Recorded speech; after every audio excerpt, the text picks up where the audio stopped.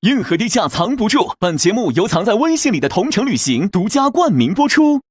本节目由玩转你我他，让我们乐在一起的可口可乐分享瓶赞助播出。本节目由潘婷胶原泡蛋发膜赞助播出，一颗72小时弹韧亮，根源改善发质。万能的淘宝，淘到心头好。本节目由万能的淘宝赞助播出。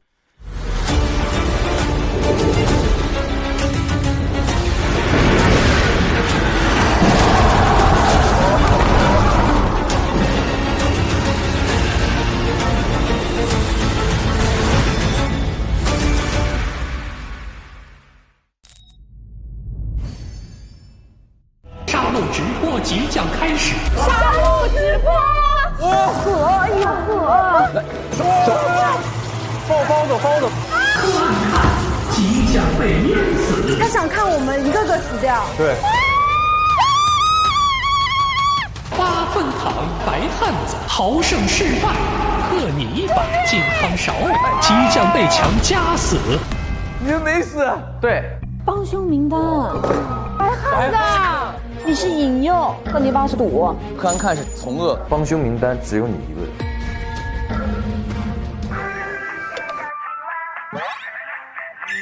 小青蛙的歌。你是谁？到底你说？你是谁？接一下。喂，你好。你好，这里是内饰皮革厂清仓中心，恭喜您成为幸运客户。本场转型大酬宾。不是，它的铃声是小青蛙，你们听到？看看这里有什么东西。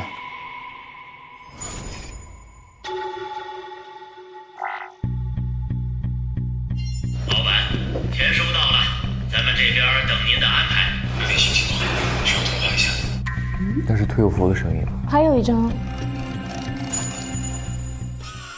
工作汇报兔老板，汇报人谈钱。所以谈钱他也不是我们的老板，他就是个傀儡老板。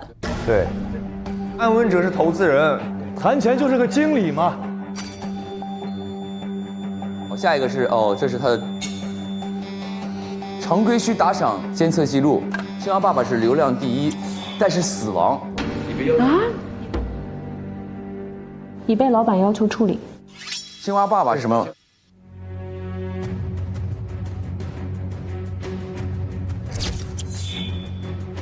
哎，我想问一下，你那个手机壳上为什么有青蛙？你是谁？到底你说？你是谁？你是谁？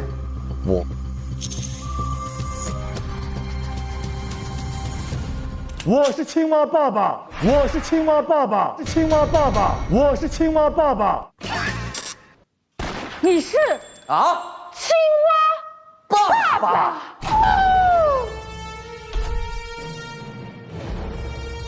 什么？我是青蛙爸爸。Top 1复活归来，已升级进入限量直播中。小青蛙是我的女儿。你女儿死了？我现在不知道她死没死，就在你那房间才听到说是在她工地坠楼了。从我旁边脚手架上掉下来一个女的。就是小青蛙。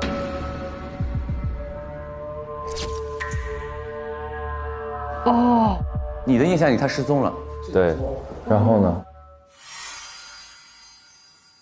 我有一个女儿，她14岁的时候生病了，很需要钱去救命治疗。但是呢，能力有限，没有那么多钱。我在网上发了各种各样的帖子，想让大家来帮助我。但是没有人来帮我。但是呢，这个点被一家公司看到，一个 MCN 的公司，然后他们就找到我说，我们可以利用你女儿生病，一个单亲爸爸的这个点，卖惨，炒作，来说，我们帮你弄个直播间，你靠这个打赏也很多，你挣钱。我一想我没有办法，对，然后我就去了。去了之后呢，就是穿着这个青蛙的这个衣服。直播间打赏了多少钱，我就会跑多少圈。渐渐的，我发现啊，直播间里会有很多人，也是在生活中遇到各种各样的困难。我也不断在鼓励他们，他们也同时给我带来的这种能量，也在让我鼓励着我自己跟我女儿嘛。6月份的时候，我马上要直播了，但是我女儿的药突然没有了，所以我要去医院。买完药我往家走的时候，我就看了一眼手机，之前女儿给我发了个信息说，爸爸，突然有一个神秘人说是，你要是现在立马能直播，我就给你一大笔钱啊！女儿要替我去直播。一想，女儿既然要替我去直播的话，那肯定要进我直播间。然后我就打开直播间一看，我直播间怎么被封禁了？然后我就在网上搜那个直播的片段，就发现我女儿就晕倒在我们经常直播那个公园了。我就很担心，冲向那个公园，什么都没有。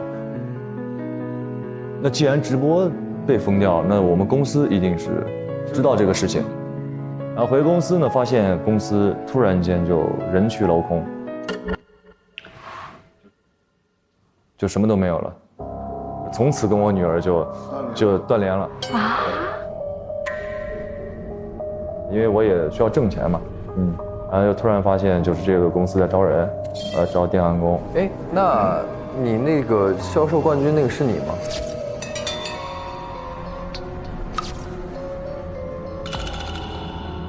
这个公司的青蛙爸爸，我一点都不知道。就所以那天咱们去2楼的时候，我不是很好奇这怎么有个青蛙那个，这是什么意思吗 ？Top 1复活归来，你为什么会有这些信息啊？有什么东西？你说。没有，就是发生了这些事情之后，我觉得不对劲啊。当时我不能去表现出过激行为，因为我摄像头在，我也不知道那些人到底是怎么回事嘛。然后晚上我就偷偷的回到2楼，然后在里边发现了这个手机链嘛，所以我确定这些东西都是我的。那么我的小青蛙有可能就跟这个公司有着极大的关系。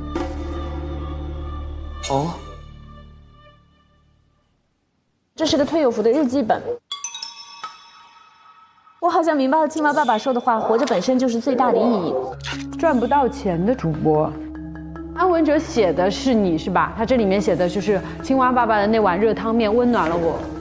是我，一定是我。安文哲把他当成一个电子爸爸了，虚拟爸爸，精神寄托吗？精神寄托吗？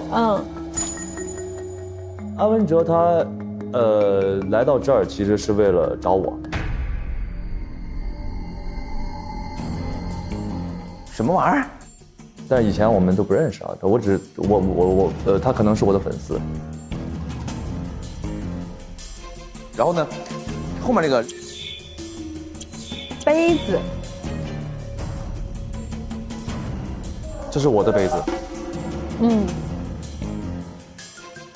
谈8511就是这个账号，他控制了青蛙爸爸。一开始搞什么重生直播的噱头，吸引了很多人去看复活的青蛙爸爸。后来还把高人气的青蛙爸爸送进了杀戮直播。我觉得他这个故事能证明的是安文哲是个好人。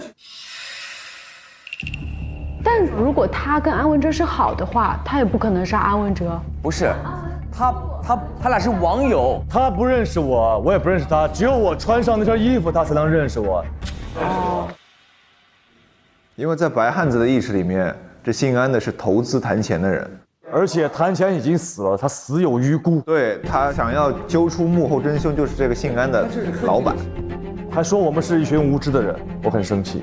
好，就是还人格侮辱。杀人动机是因为他说我们是无知。不。说别人的无所谓，只要他说了你是。我都想杀他了，我现在要公开做他的 X。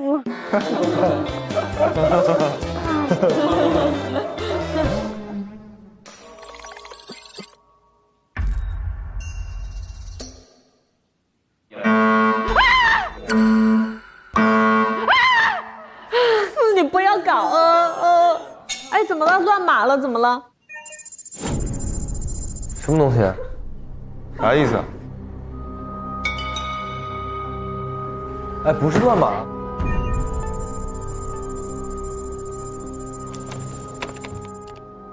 小黑客已成功解密老板手机，正在调取老板手机。老板，我想把青蛙爸爸补进49号，做个通灵直播间，能给您打个语音详聊吗？老板，明天有人要来厂子做检查，你放心，我一定会把车间搞得天衣无缝，不让人发现任何问题。带着人检查，不能让他离开你的视线。好的，老板，我一定打起12分精神。是谈，跟一个幕后老板在聊。没错。那这个幕后老板是坏的，对吧？他不是我们说的这个神秘人是好的，说要停掉。没错。下一页。根据观众反馈，隐藏和常规2款直播已经不够新颖刺激，因此新增3款限量直播、杀戮直播、煽动、贪婪、暴力、造谣、窥私，这些是常见的恶行。是恶之源头，需设计出81个。榜一大哥才能选吗？榜一大哥选择完毕，游戏开始。造谣。水越来越深了，得快一点了。哇，这个好吓人！哎，救命！有人吗？救救我！哎，必须每次死人。下一页。谈钱的黑网管理权已到手，虽然老板的账户还是破解不了，但很快能解决老板本人了，黑网彻底就归我们了。我们，所以这个姓安的雇了一个黑客。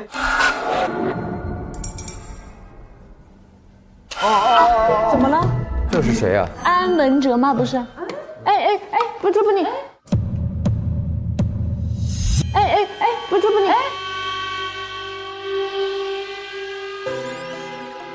你解释一下这怎么回事先？这不是你的照片在这儿。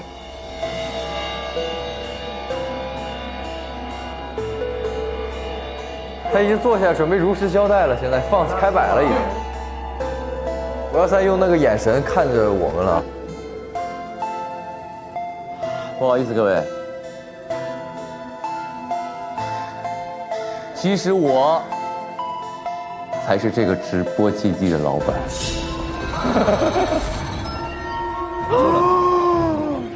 才是这个直播基地的老板。老板，你就是那个大老板。没错，万万没想到。这个谈钱呢，只是我雇的一个执行者而已。这所有的一切的一切，所有的杀戮直播也好，所有的糖果也好，这一切都是我的计划。是不是有人在整我？这是一个直播工厂，杀戮直播。我之所以每天都到这个里面去检查摄像头，就是想要亲手做这件事，我才有快感。你是人吗？你杀人，所以你一直在杀人啊！这么多年，你一直在这个直播，一直杀戮直播，杀了无数人了，已经，对吗？对呀。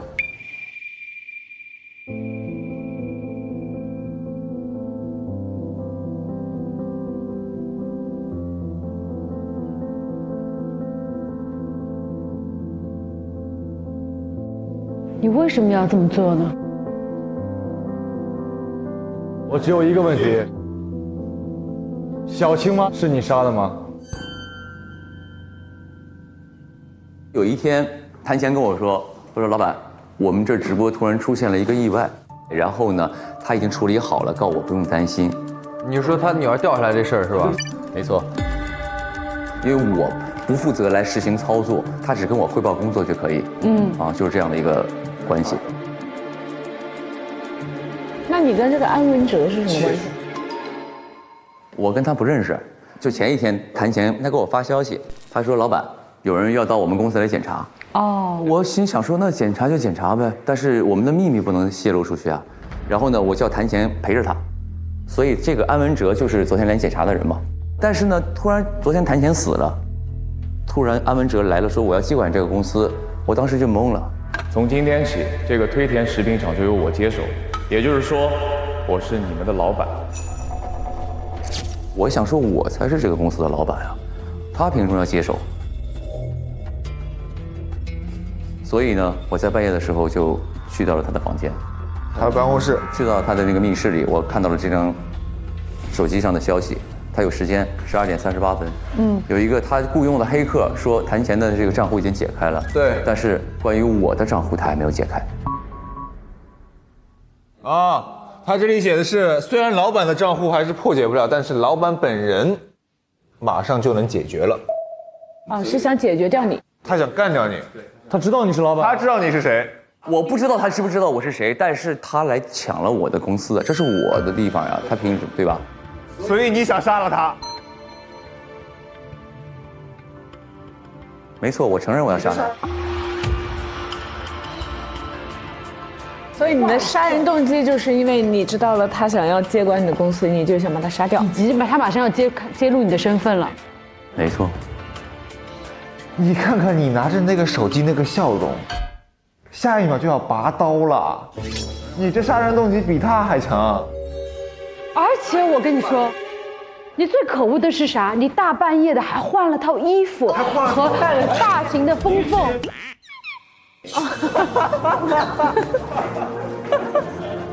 最可恶。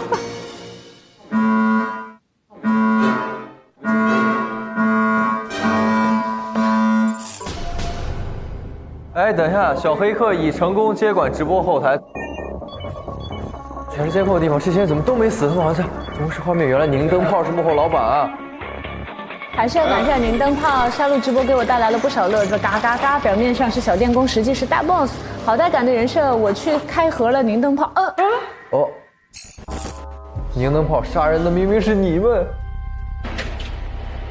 垃圾小人滚！他觉得观众才是杀人的人是吗？他被线下 anti 了，然后他发了一条微博说杀人的明明是你们。在卫生间。什么？这什么公共卫生间？你为什么把我们家门口？我的家是公共卫生间是吗？我住在厕所里。你看你那个抽纸，那抽纸那块儿，那不是纸篓，那也不是纸抽，那个是我家门口的邮箱。我以为是厕所。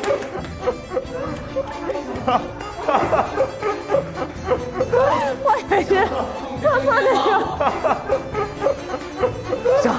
像公共卫生间骂我是一坨屎。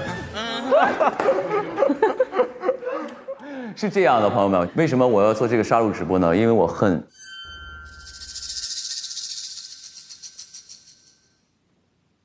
所有的人类。人类？哦，你恨人类？我恨你们所有人类，因为什么呢？因为我从小的时候就是经常被霸凌的一个小孩儿。然后呢，我唯一的一个朋友呢是一只小流浪狗，它叫汪汪，一直陪着我。有一次我被我同学霸凌的时候，他们打我，他们抽我嘴巴的时候，这个小流浪狗跑出来，它来救了我，它挡在我前面，然后就是咬了其中一个人，也救了我一命。我就仓皇的跑回家了。然后第二天我去找那个小狗呢，就没找到。在第3天晚上的时候，我在我家附近的垃圾桶里发现这个小狗已经被……哎呀，我的妈呀！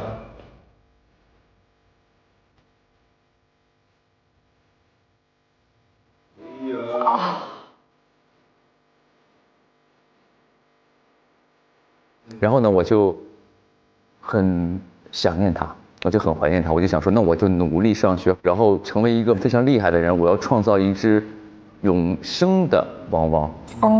AI 狗。对，经过我不懈的努力呢，我成功了，我创造出来的这个 AI 电子狗，并且我也获得了很多的钱嘛，因为我可以有这个发明创造了嘛，然后又卖出去好多。其实这个汪汪，我设计它的初衷是想陪伴每一个孤独的人类嘛。我给它设定了一个程序，是让它积极的与人进行互动。这个狗呢，它就是有一个自我学习的能力。你人类喜欢听什么，我就跟你说什么；你喜欢看什么暴力的那种血腥的东西，我就给予你这种的回馈。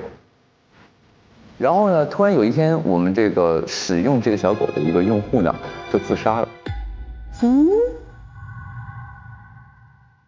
所有人就站起来了，说：“你这个狗就是一个杀人机器。”然后呢，站在道德制高点说这个机器狗是错的，制造它是错的。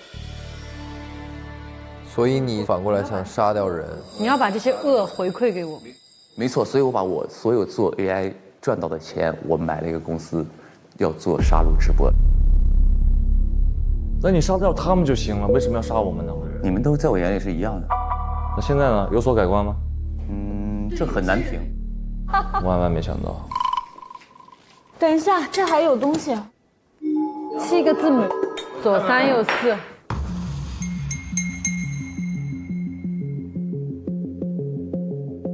哎，鼠标还在动。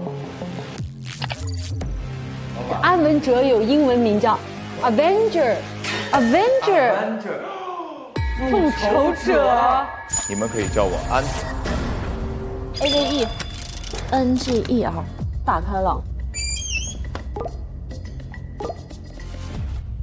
受害者名单，死者白云。哦，这是那个限量直播间的黑土时代6个人。哦，该我了。大家好，我是白云。大家好，白云。这也是黑土。全都死了，这是你设计的？这都是你安排的？对，你太残忍了，你也太血腥了吧，有点。你知道人和机器的区别是什么吗？机器接收到恶，回馈的是恶，但你是人，你接收到恶，你应该回馈善和爱和真和美，你去唤醒大家。没错，我觉得人不如机器。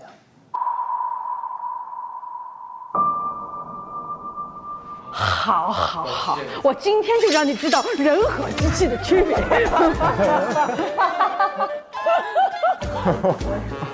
抡起来打，打醒他。你只是家门口被写几个字而已。这些人呢，做错了什么？我们做错了什么？你在那里被关得冒烟的时候，我们在这里急得要命，我们要去救你，我们拼命的救你，因为你有朋友，你还有善良的人。这些人呢？但是你自愿，也可以不救我呀。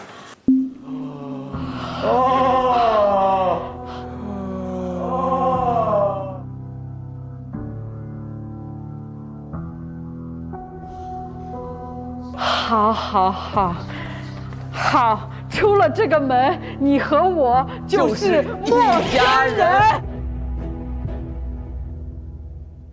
但是这些人的那个死因下面都应该是安文哲自己写的。不血深仇不却步。这下面的笔记不一样，对，每个人的都不一样。是不是他们的家人写的，或者跟他们有关的人写的？这还有这个手机。不是这个安文哲手机也太多了吧？每张手机都他自己自拍。老板手机多点不行吗？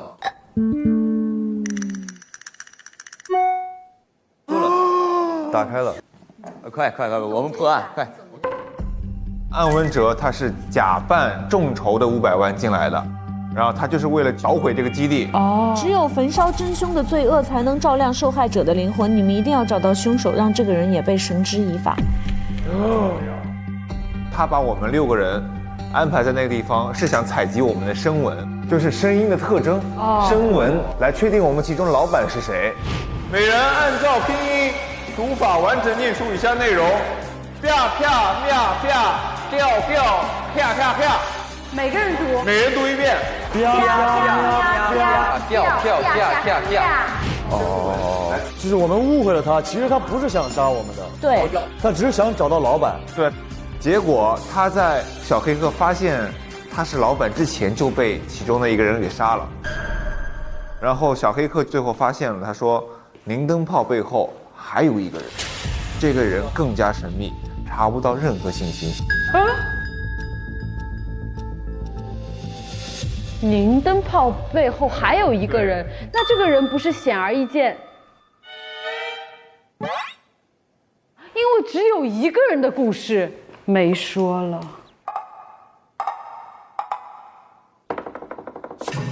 我真没故事，我就是一个普通人，我进来想为了维持生计要去打游戏。你们这些愚蠢的人类，叽叽喳喳的没完了。听我说，对不起，这个神秘人呢，其实是我的幕后老板。其实呢，这个杀戮直播只是我的一个想法，但是我很难实行它。不知道这个神秘人是如何知道我有这个想要做一个杀戮直播的想法，他就找到了我，给我投了500万。哦。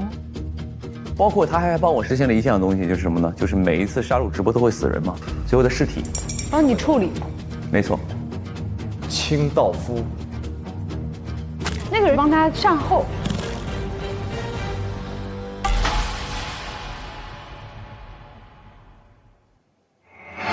第6场杀戮直播间已结束，管理员可通过传送舱返回工厂。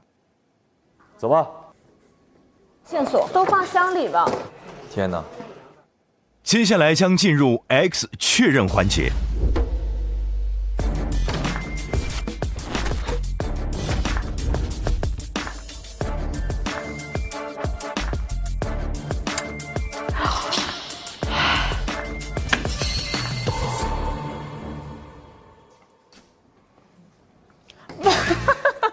你们怎么这样子啊？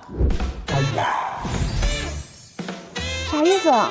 看你是不是 X 啊？挺酷的，我也在这等着。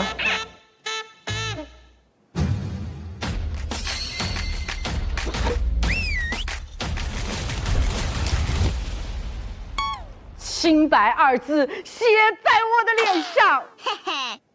我不想看了，我不想看了，就看到这儿够了吗？看不下去了。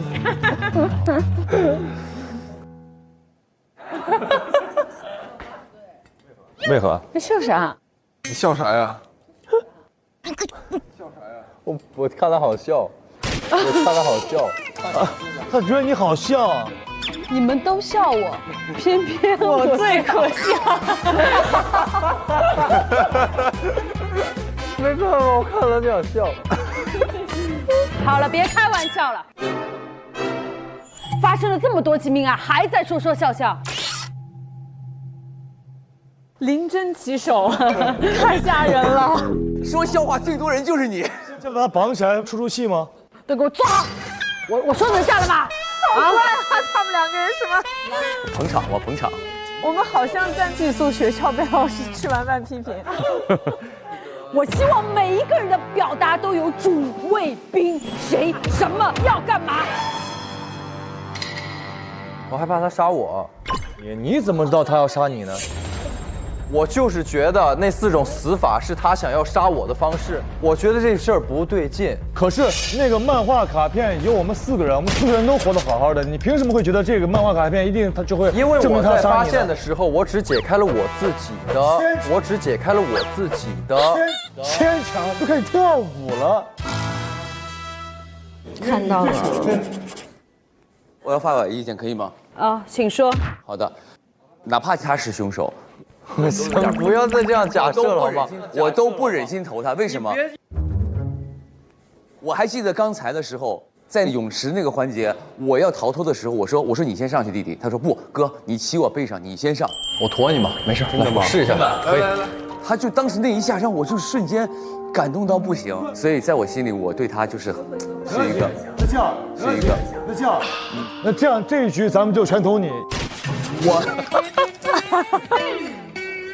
我不是可恶的人，为什么？还没到你这一趴动机，坐下。好，来，你说。我的杀人动机非常简单直接，就是要杀了他，为我的女儿报仇，就这么简单。好，你起立。你把我们这些无知的人骗到你来上班，你帮这个直播公司招兵买马，你是我手下，还有你。我怎么了？你往群里发链接去给我们打广告，你为了领取那么2个3块5毛的破皮肤，3块5毛钱的皮肤，你就是害了这么多人。还有你，竟然是幕后庄家，你就利用人的贪婪，利用人的投机心理去做了这么多坏事。没有你建设这样的平台，没有人会家破人亡，没有人会家里好多钱为了赌你这个东西已经输得倾家荡产了，已经插不进去话。我一会儿就会被拉走，至于这是我一会儿的结局。但此时此刻，我们都不是什么好人，所以你们已经没有一个是好人，不要来指责我。所以该死的是我们。我只是做了一个杀戮直播，但真正指使我们去做什么的是那些观众刷钱的那些人。他把锅全都甩给了观众。我只是放了一把枪在这儿，你要不要拿这个枪杀人？难道是这个枪有问题吗？枪有问题，枪就违法了。OK， 刀，这是一把刀，管制刀具还是什么？就是家里切菜的菜刀放在这儿。如果弹幕观众说你拿刀把它解开放走，没错，也就放走了。对，不，你公司有放走的人吗？从来没有，从来没有，因为就是人性的恶就在这儿。但是。没有人可以持刀持械上马路，没错，没有规矩不成方圆。没错，你生产的这个东西却不为它制定规则。有规则，什么规则？就是不允许上马路，所以搞了一个这个直播公司。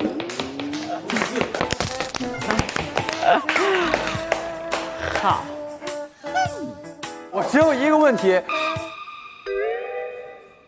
你这么痛恨人类，没错。为什么你不自杀？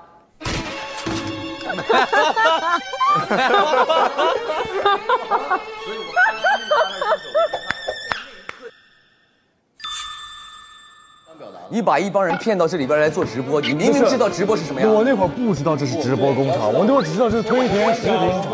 我们不知情。我们三个跟你的区别就是我们都是被动的。你组局你是被动的，我是为了帮助工人们发财。你也是为了挣钱，你不是为了发财。我刚才已经自首了，我说我就是这个背后的老板。不，我自首了，我一会儿就会被拉走。好了，就是。好，还没到狗咬人，人咬狗，人咬人，狗咬狗的阶段呢。啊，不如狗，狗才是最善良的，我们人类才。好，的确，你们都存在杀机。2年前我在。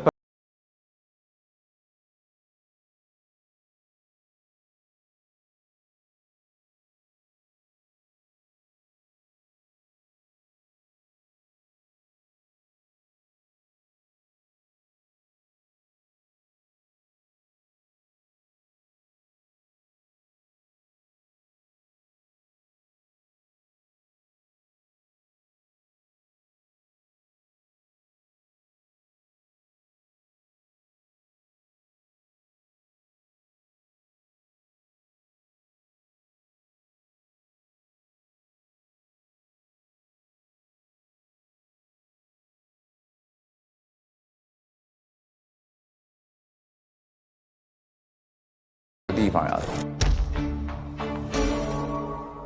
好，我们先搜证，还有很多线索并没有被发现，比如说通向2楼的后门区域。你说就是这个地方是吧？对对对。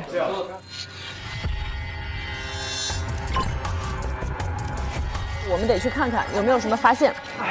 都是忘恩负义的人，都是踩在我的肩膀上，获得了自己的生命。刚才那几把都是他把我们救出来的，故意博取我们的好感，杀手啊！你可以这样理解，我也可以这样理解为你为忘恩负义。哦，可以，没问题，忘恩负义没有问题。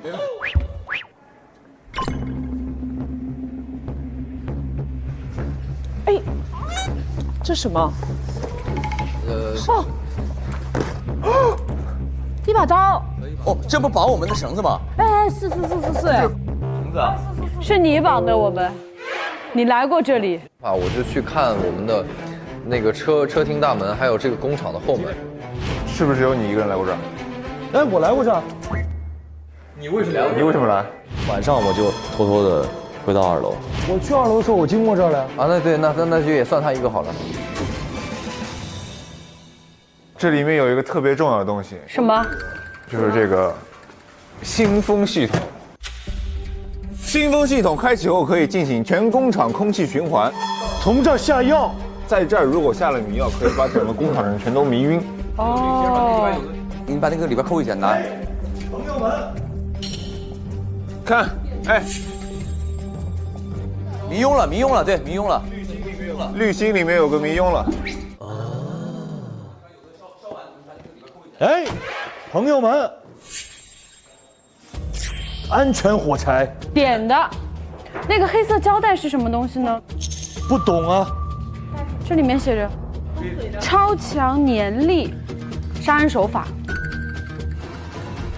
会不会是那个安文哲他点的这个，他想给我们弄的，不是凶手本人过来的？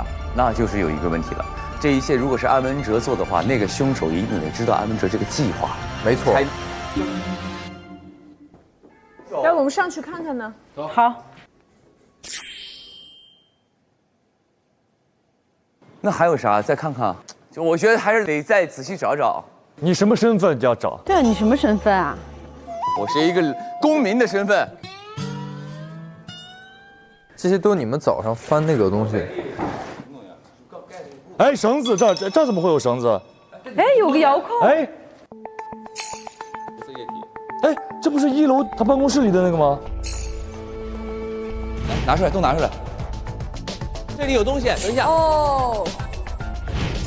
强效喷雾，失眠患者这个无色液体。别人写的这个叫做它强效睡眠喷雾。那个人把这些上一案的工具利用了。对。聪明。聪明。哎，等一下，这杀手确实聪明。为什么他需要用到这个东西？他一定是有障碍，他的作案路线上面，所以他需要用到这个解决掉一个障碍。那他的障碍只有安文哲呀。对。哎，我们有没有想过一个问题？你说。这个姓安的为什么要上来拉闸？是的，为什么要拉闸？这是1楼的电闸。我们要不就去1楼看看，现在去那个大厂里边看一下，还有什么东西。走。这个按不动这儿了呀，问题是。哎，你看起来比昨天聪明太多了。你昨天看起来。昨天不是凶手吗？你在装傻对不对？你今天看起来好像机灵了10倍。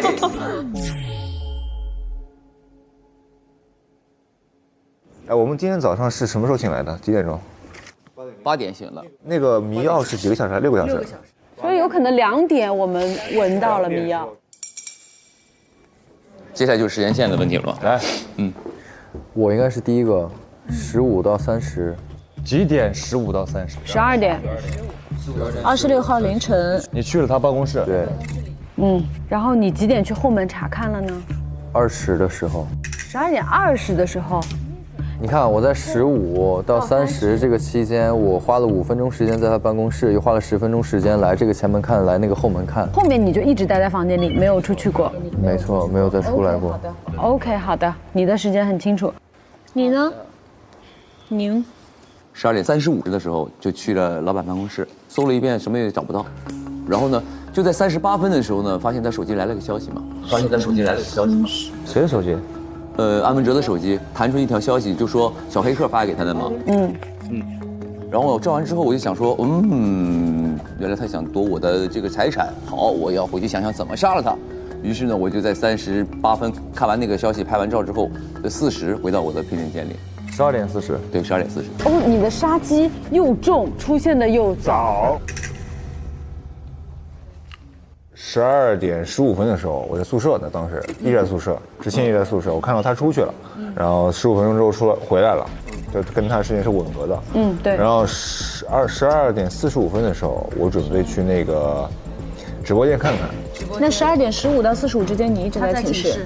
对，一直在寝室。然后我就从宿舍通过这个办公室，到了密室，按那个电梯，我去了直播间。然后当时正好是45分嘛，看到他把主播遣散了。哦，你看见了。我就拿到了主播旁边那个兔子，当时我就很害怕，我说这兔子怎么会在这儿？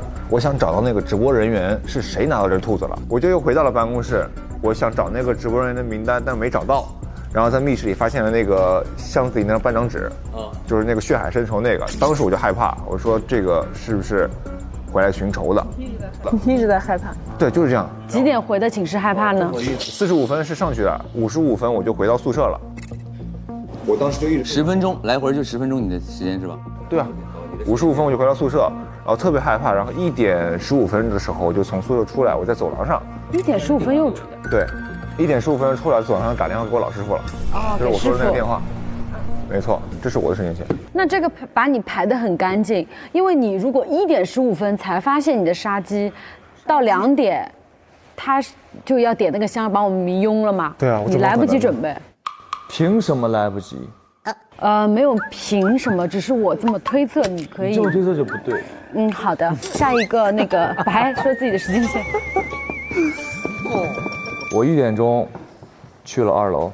1点钟去的2楼。1点钟。你去2楼的动机是什么来着？就是想吃完饭想遛弯。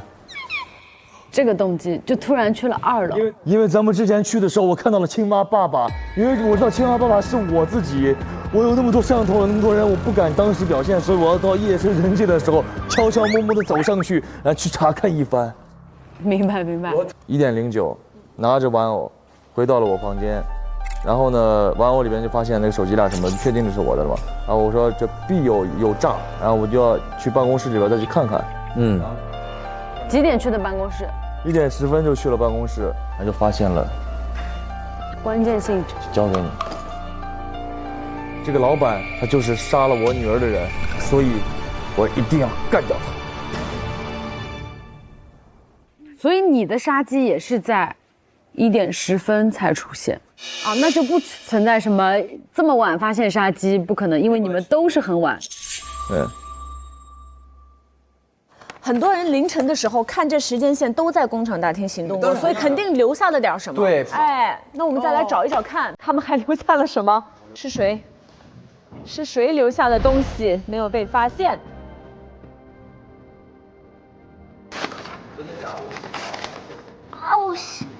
啥也没有啊！哎呦！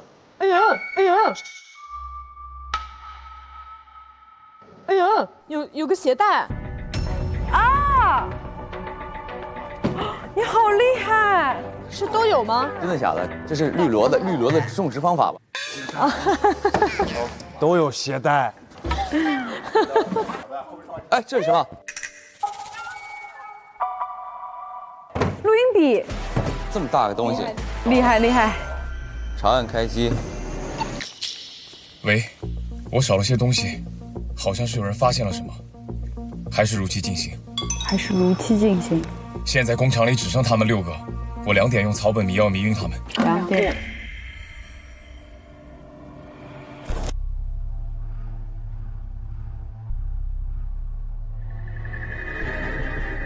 用大包绳绑到2楼。我到时候会提前吃一片芦荟叶，防止自己被迷晕。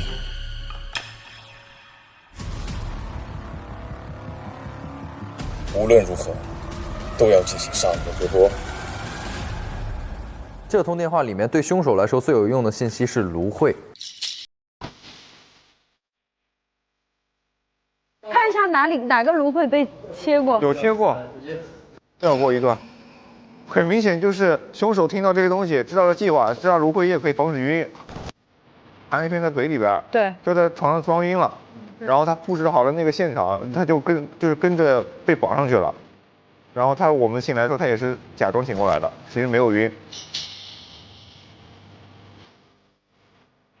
但是你有个什么问题？那个喷的用来干嘛呢？对，我也不知道。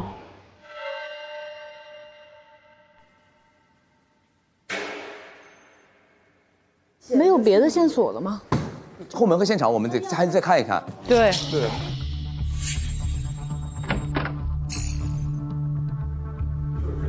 这门能打开吗？开不开？开不开？锁的，我们出不去啊。有没有紫色的地方？因为那个东西如果喷了，它会残留紫色的东西。这儿，在那儿，这个地方有紫色呀。这不是紫色吗？我真的，同城旅行也是紫色。是啊。看看上面。易燃，啥也没有啊。易燃是什么意思？装的是不是安全火柴啊？安全火柴易燃。哦，这绳子是能被点着的呀。哦。所以呢？想一下。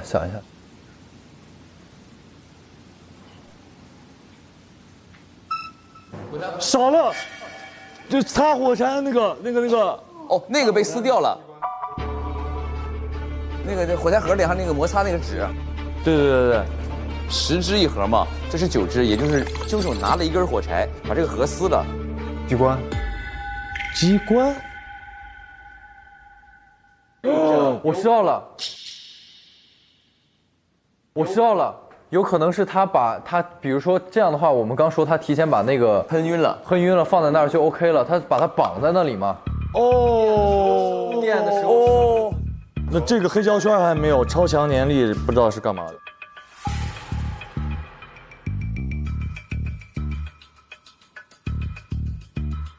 OK， 那肯定是一个装置嘛，咱们上去找找嘛。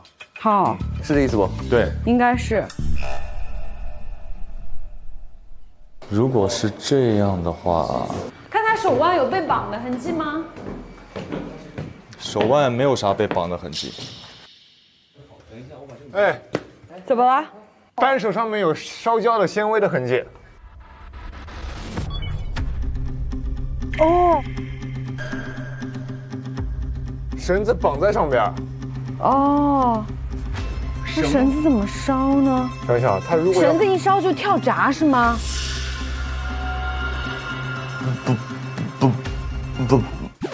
不，我看一眼这是 B-box 啊，干嘛来一段 B-box 啊？不，这个绳子绑这儿一定是怕下来的作用，是开的作用。开的那一刻，我们里边不是啪啪，那个时候是刚才他拉下来那一刻的作用。他做什么能够拉下来之后，然后他又能被烧？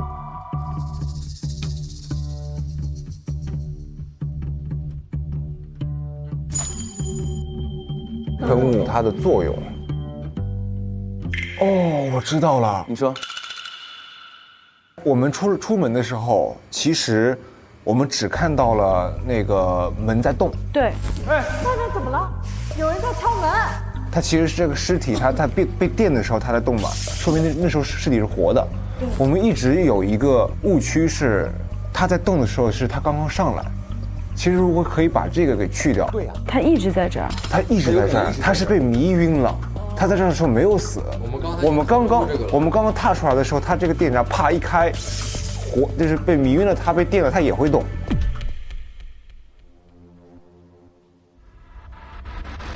那就是那个喷雾就是给他喷晕嘛，让他在这睡了一晚上，然后就造成了是他自己来开闸，然后不小心误触电死亡的一个假象。但我们的1楼的电源开关用来干嘛？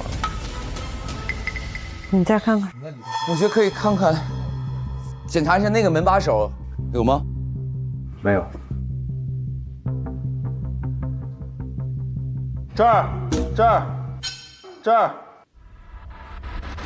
不是摩擦，纤维烧焦的痕迹。哦。绳子固定在这儿。你们绑一下，还原一下。等一下啊，来，你绑在那儿，那就是这个，那是第1处，这是第2处是吧？等一下，我觉得这个短了，对不起，因为我觉得它有可能延伸到更下面的地方。它延伸到1楼，所以控制1楼的开关。哦，有可能是那个传送带，也有可能。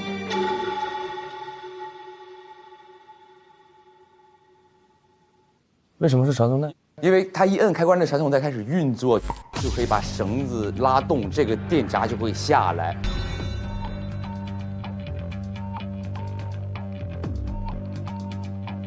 所以那个电源开关是用来启动这个时间装置下面的，因为它垂到下面了嘛，对吧？有可能直接是垂到最下面。哦，我知道了，下面那一头的绳子一定是用强力胶粘住的。哦，哎，传送带是可以的。强力胶，我觉得真的是传送带哎。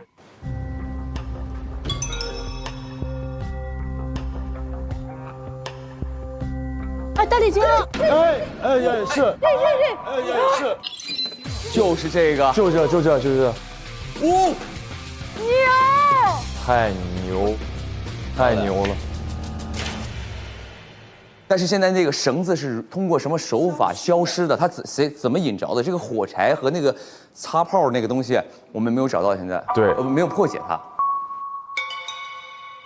一定是着火了。早上案发时候出门的时候是有烧焦味道的，当初我以为是触电的味道。哦，有烧焦的味道，有的，你的鼻子都闻到，我们都没闻到。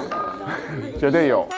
打个比方，那个地方一烧着，它就这个绳子就顺着传送带往下走了嘛。对，那就是不是在那边有什么东西啊？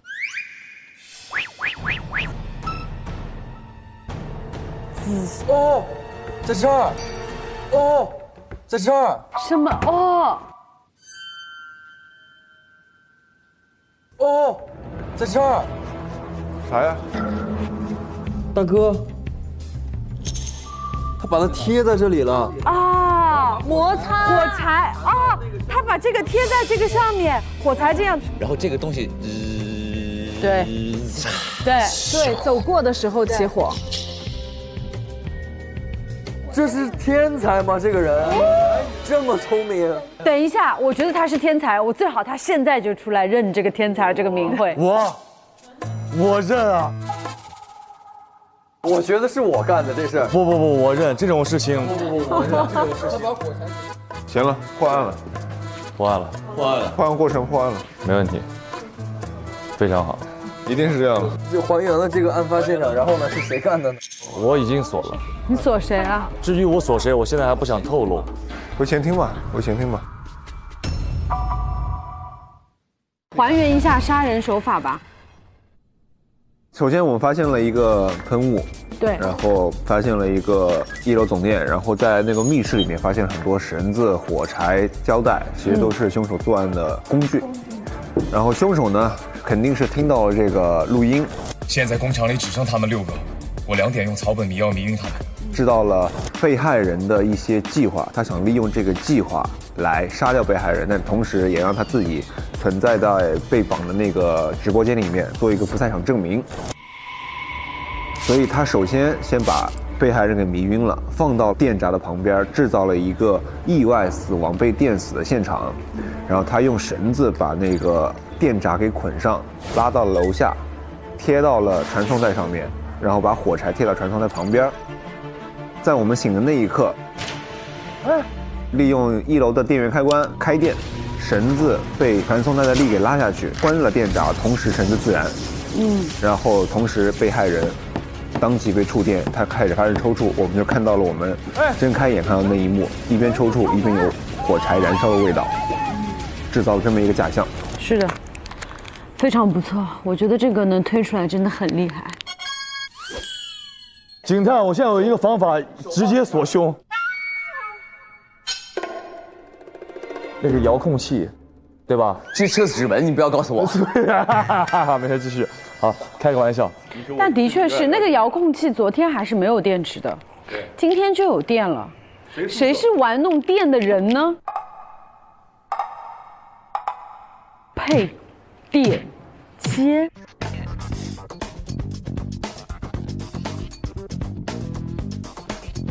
可以啊，但是这个东西它不就是无非就是有电池和没电池的原理吗？也不一定非得是一个玩电大师才能明白的东西吧。但这个电池的型号很特殊哦，不是普通人就能买到的型号。我觉得那个电，我们都出不去，被锁在这儿。不是，还有一个问题是，这个东西只有你有这个电死的。哎，你不要吧。可以，OK， 好，可以，我等着你，我就等着你呢，来。让你久等了，就是只有你有这个电死别人的这个叫什么呀？这个还有吊死，满足了那个线和那个电，对，电和线都满足了，再加上你有知道他要找到你。而且你也符合第3点噎死，因为他刚刚这么说的时候，你一时间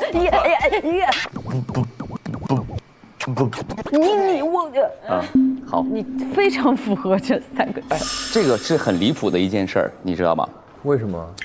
他说了这个文字叫做亲手安装了所有摄像头，但是目前查到其期间间接，听到没有？间接不是我做的，就是因为我装了摄像头，间接导致了这些人被电死，跟我有什么关系？我是装了摄像头而已。因为这个去定他，我觉得有点离谱。没有说是要定，我就想听一听。只是说有这个东西在，不然它存在也没有意义。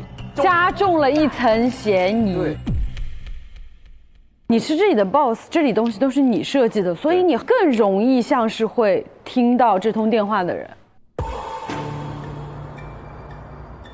比较满足作案条件的一个人，反正是。我觉得最有意义的时间就是1点半。啊，对，1点30，他是在打这个电话吧？对，所以这个凶手这个此时此刻一定是在这个人身边或者他周围。这不一定哦，这不一定。这跟录音笔，我觉得很有可能是一个前置条件。对。所以这个录音笔应该是他提前放到那儿，凶手一定是第2次回去了。那个录音笔就是我们凶手录的，一定有一个人回到那个房间才能录到这个东西。没错，重点是谁会2次返回？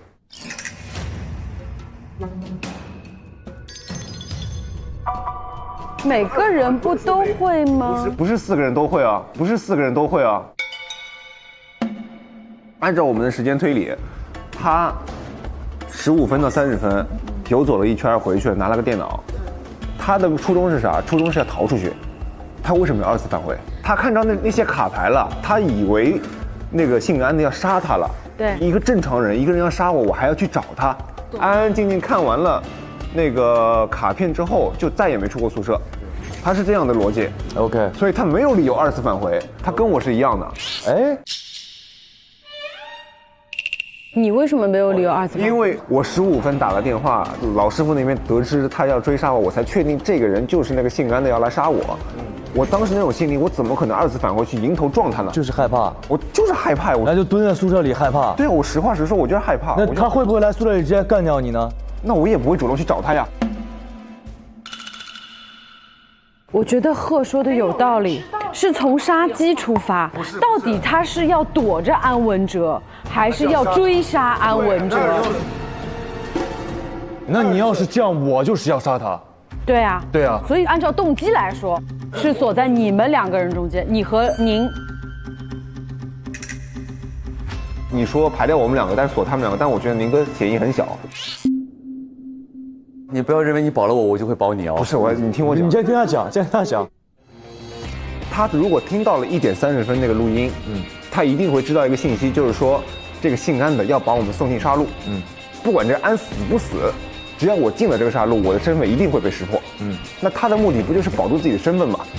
那他不仅要把安杀了，他还得让自己不进入杀戮。但是他今天进了，所以他对这一切都是不知情的。他说的对，他绝对是没有听过1点30分那个录音的。对，他不会让自己去进入杀戮的直播。是的，他的身份是不能被识破的。说的对，你们要这么排，就只能是我了呀。的确，按照就这一条线啊，就是从杀鸡来看，那只能是我了，哥。真的是只能是他。首先，刚才是你觉得我的嫌疑更重嘛，对吧？对，这么排只能是你觉得我的嫌疑？来，你再说说你觉得谁的嫌疑更重？他是因为刚才他们说你有可能就是他说的那个，就如果说我现在还一口咬定你，那不就很奇怪吗？对不对？你觉得他的嫌疑更大，对不对？要立马说出来一个第一怀疑的人的话。OK， 好，我认为你是 X。你今天你指责过我和他，但我认为他是安全的。他第一个指责了我，然后我撇清之后，他再指责他，然后在我心里他俩的嫌疑，他更大，所以我就认为你是 X。哦，明白你的意思了，你懂了？明白了，明白了。对。我不知道我这里记得对不对啊？确实，在你们自己的口供里面，就唯一有过2次行动轨迹的就只有白。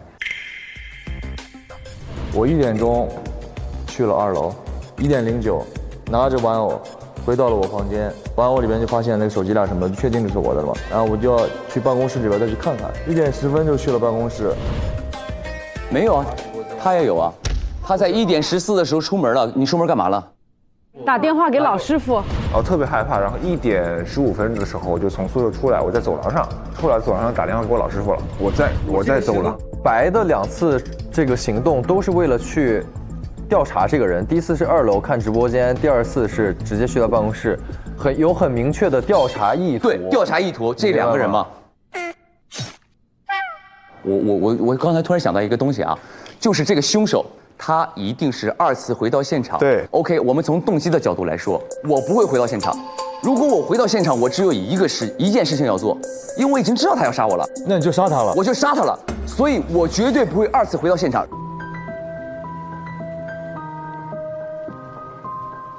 所以有一个逻辑是这样的：你2次回去，你要不要杀了他？我就干他了。没错，通过你2次回到现场的一个动机的话，他已经消失了。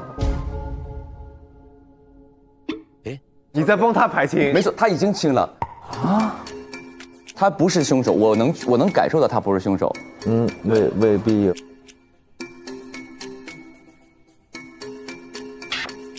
我们2次回去一定要是杀他，因为我知道我回去也要杀他，他也回去要杀他，所以就在你们2人之间，你一定会2次回去。为什么？因为你打了个电话。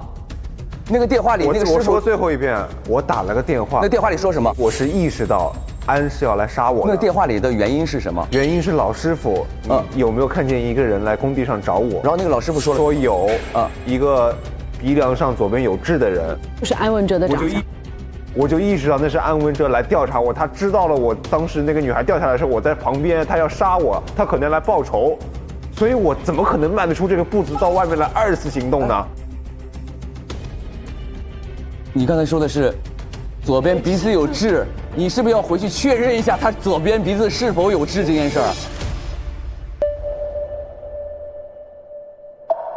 好，我们再可以去往前想一想，8点的时候案发的时候醒来的顺序。你先醒，我先醒。你凶手装晕了，我怎么会先醒？我一定会等第1个人醒了之后，我才会醒过来。所以是第2个人醒。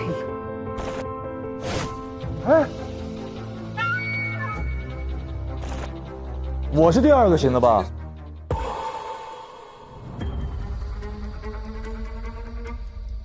谁先醒这个东西是没用的。我是凶手，我可以先醒，叫醒大家也可以；我是凶手，我装作最后一个醒也可以，这不是一个理由。有道理。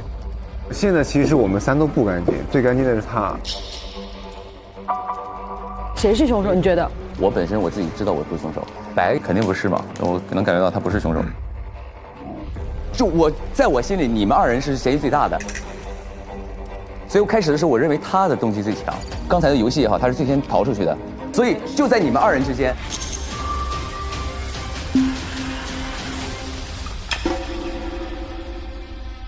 行，那我们就准备去投票吧。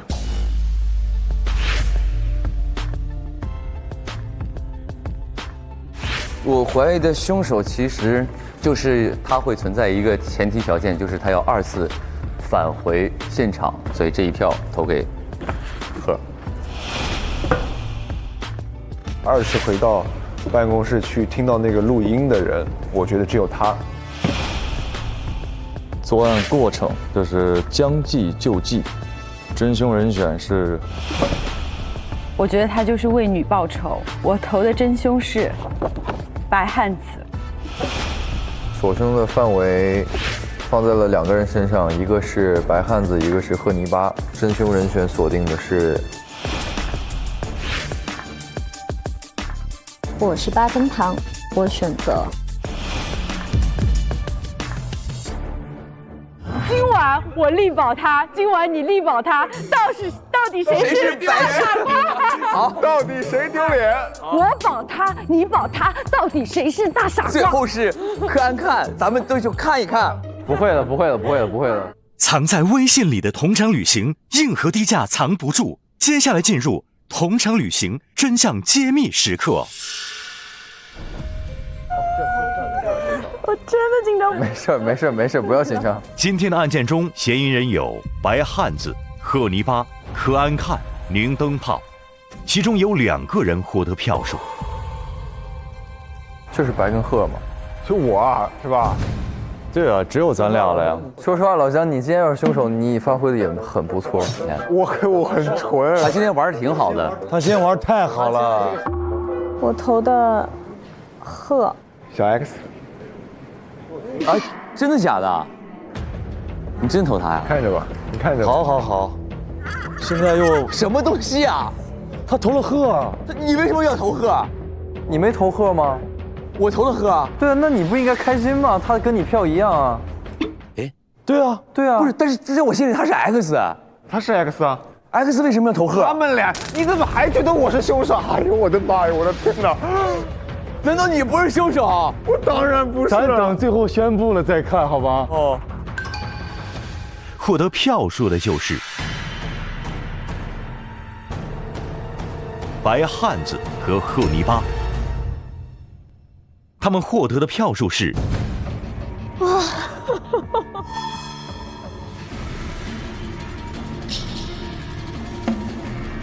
不是吧，兄弟们？分别是3票。我今天投的真凶是白汉子。白汉子。真凶人选锁定的是白汉子。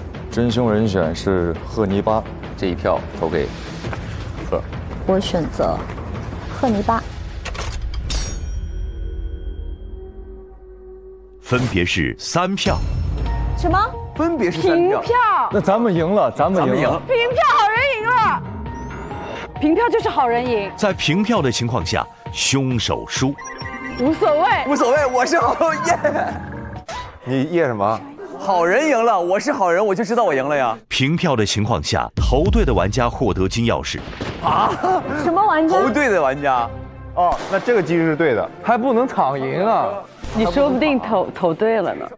对，我说不定，万一呢？反正现在5-5开嘛，对不对？无所谓。你今天不是 X 啊？哦，你是 X， 那你投他？他是 X 啊？你。我现在就怀疑我自己了，老白，要不我真给他傻瓜，我真的是傻瓜了。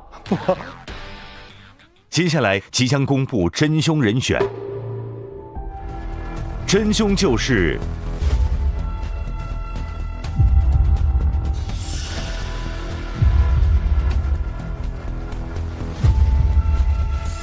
真凶就是白汉子。Yes！ 哈哈哈！我就知道是你。我跟你说吧。幸好，哎，你真的，你差点把我带走了。今天我现在有点想哭。你今天差点把我带走。我现在有点想哭。你最后那段把他保的呀，我都觉得你是推探里的 X 了，我才知道你是嫌。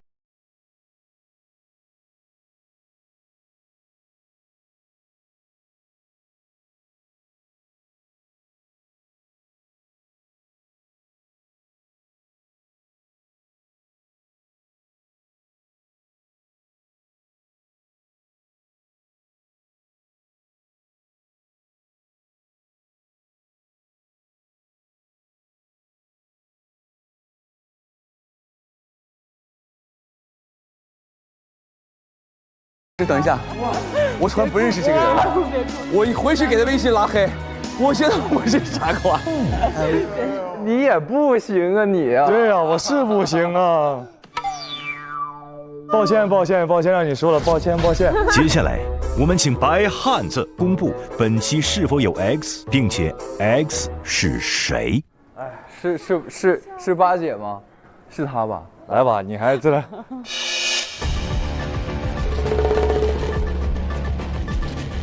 没有，不是，八姐。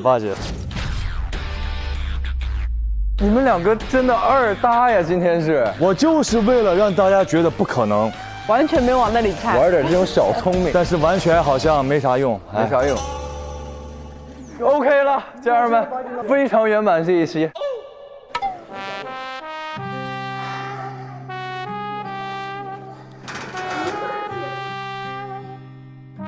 哈哈。恭喜阿哥，你也是赢了，但是你没钥匙。不是啊，银灯泡，私下里在那儿都会跟我说，你今天太暴赫了，你不要因为你跟他私底下关系好，就是知道白哥他今天这个状态，觉得我懂他。我们让宁灯泡发表一下感言。今天我觉得是这样的，他上次相信了我，被我骗了。今天我从头到尾的相信他，还一下是吧？对，还一下。OK。你真的从头到尾的相信？从头到尾相信他，因为他今天太正常了，太松弛了。今天获得金钥匙的玩家有柯安看、贺泥巴以及金汤勺，谢谢，恭喜3位。由于贺泥巴在本案之前使用了抢你低卡，什么卡？抢你低卡，指定一个人可以把他当期的金钥匙抢过来。他指定了一个人抢夺他的金钥匙。他抢夺的人是8分糖。你好聪明、保一下，万一他赢了呢？他今天没有钥匙嘛，所以你白抢了。对，如果我输了，他赢了，那就还是他的。他怎么都能拿到，怎么能拿到吧？对啊。我第2名还行，第2名。哦，他这2天都选错人啊，连这2天。哎，等一下，起雾了。哎，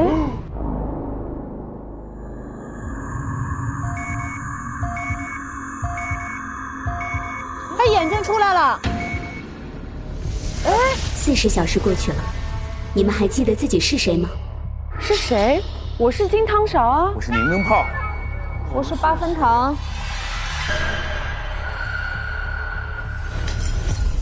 哎，我想起来了。我们不是金汤勺，你不是8分糖，我们去团建的，你忘记了？那你是谁啊？哦，他是金靖啊！对呀。和你说金鱼，开杯3，我们来啦！你们是白宇、迪丽热巴、金靖、刘宇宁、张凌赫、周柯宇。你们之前在团建，但其实你们是带着任务团建的。你们的任务是要找到个极其危险的人，并抓捕他。但是第一次你们任务失败了，发生了爆炸。我其实已经得到了非常重要的一个线索，就是之前你们找到的那张地图，上面的几个地点是这个人曾经出现过的地方。这个推田食品厂就是其中之一。我让你们在推田食品厂的6个工人身上重生，来调查这个地方跟神秘人之间的关联。但是我的能力有限，你们重生的40个小时之内，你们还是会失去记忆，完全同化身体的记忆和本能，直到40个小时后才能解锁自己的记忆，我也才能出现跟你们联系。神秘人，他一手制造了这个杀人直播。这个神秘人呢，其实是我的幕后老板。就每一次杀戮直播都会死人嘛，最后的尸体帮你处理。没错，说不定神秘人现在就在这个区域里边看着我。是的，就是他，就是他，这双眼睛。不是他。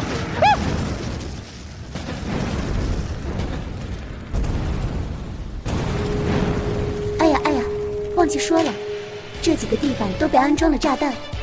虽然在40个小时内你们没有记忆，但是我相信，凭借你们的聪明才智，一定可以看出有问题的地方。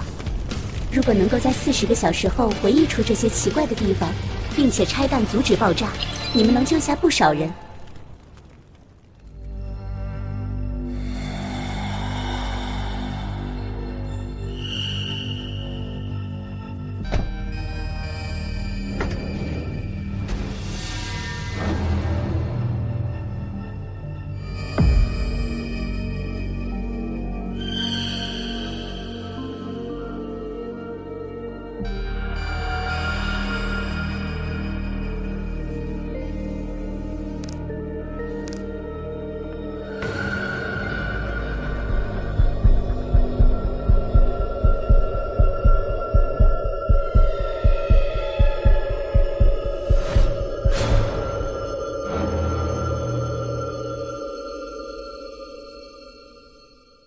其实我们这次的这个案件呢，我觉得更多的是想告诉大家，不要以为自己没有按下那个按钮就跟你没关系。其实你站在旁边观看、起哄、参与，哪怕你不是最后按那个按钮的人，其实你也是有责的。今天其实也给我很大的警示，因为是我导致了一些人损失了很大的钱财，还投入到了这么一个比较不健康的直播当中。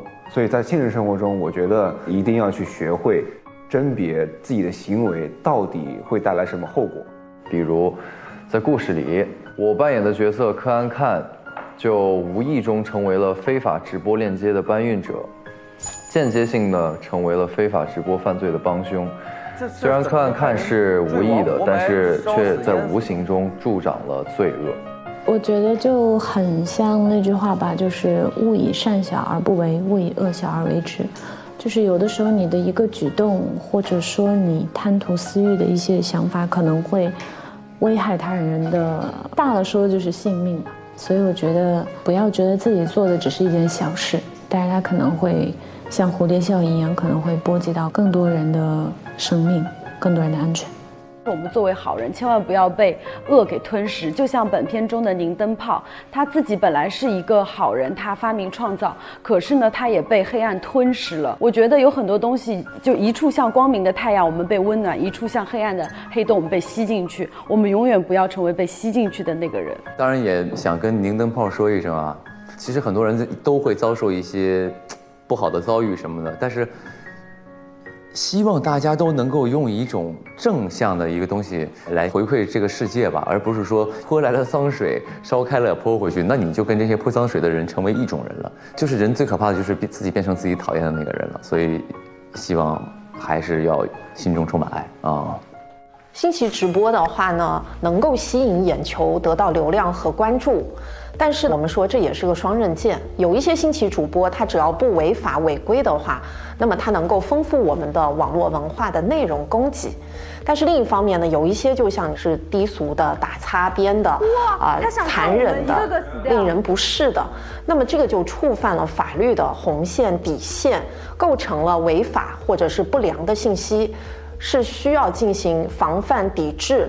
那么我们的平台如果发现有这个问题，应该要及时的进行这个删除或者是处置甚至要对相关的主播进行警告，严重的话要封号因此的话，还是要提醒每一位主播诚实劳动、合法经营。那么像这种情形，显然是违反了相关法律的规定，可能会承担3种不同类型的责任。那么一种的话呢，就是构成了侵犯隐私权、肖像权，那么要承担民法典规定的民事责任，包括停止侵害、消除影响、赔礼道歉以及赔偿损失等等。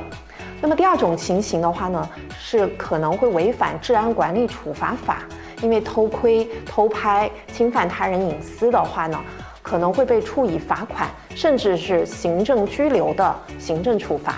第3种情况呢，就是可能会违反刑法，构成非法使用窃听窃照器材罪，那么这个当然就是最严重的。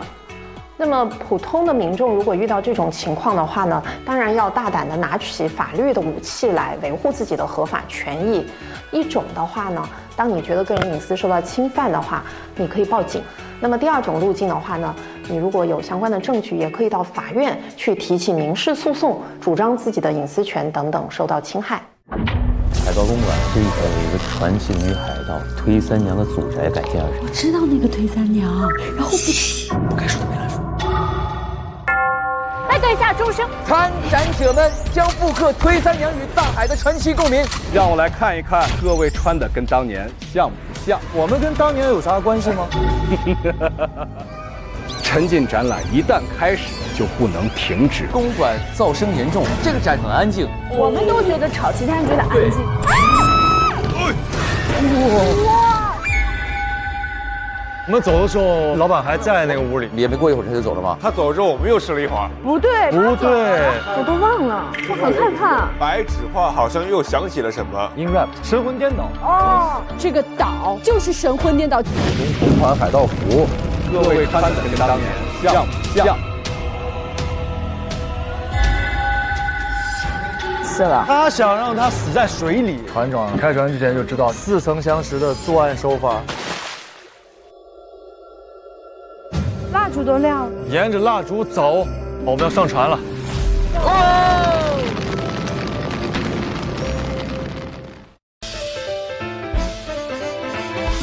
这么大一个橘子，听起来就不好吃。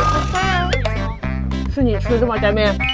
欧梦，欧梦，欧梦，有眼光。哇，草莓蛋糕哎！1点35，离开坛前的办公室后，我迅速到车间摘了一片芦荟吃下，然后找到昨天发现的强效睡眠喷雾带回宿舍，再备好了一把小刀，躺在床上，假装被迷晕。我真去他家上过一回表演课。真假的？你开表演班，我也想学。我2、3、4、5、6、7、8、9，数字演员说的是你。你是凶手，你会选谁当 S？我还是选8。为啥？我就那一次。你选谁？我不告诉你。如果下一次，我绝对不帮你。哎，那我们都挠头吧，好不好？都挠头吧，你都挠头哦。告诉你们惊恐了，你们还疑惑。3、2、1，其实这样可以交叉的拍一个照片的。对呀。腿长8.5米。SVIP 每周4、周5 12点更新 ，VIP 用户晚19点更新，会员抢先看1周。每周3推事解锁中提前解锁角色，每周5开推吧 X 揭秘幕后真相，每周6花絮定时掉落，还有推事小饭桌不定时更新好友饭局，每周日推事万事屋看推事日常，每周1、周2预告掉落，跟鹤立摸金与推理团一起推事件。本节目由玩转你我他，让我们乐在一起的可口可乐分享瓶赞助播出。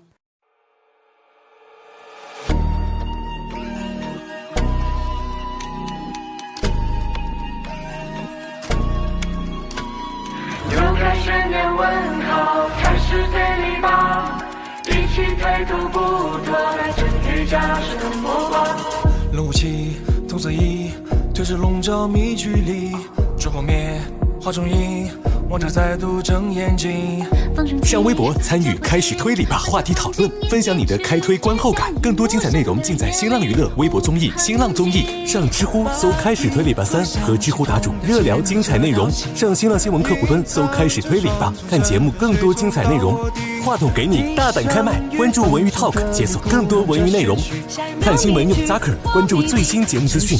欢迎打开网易新闻1点资讯，了解节目更多内容。本节目感谢中华万年历西窗竹一时更衣室对本节目的大力支持。腾讯视频 TV 版、极光 TV 同步播出，大屏观看更畅快。关注腾讯视频 SVIP 微信公众号，获取更多追剧资讯，领取 SVIP 优惠。搜开推3预约领券，特惠开会员更可解锁超前彩蛋。搜开推3特惠开会员，抢先开推，更可解锁精品花絮。Jump 来啦！腾讯视频会员新品，年轻人的专属。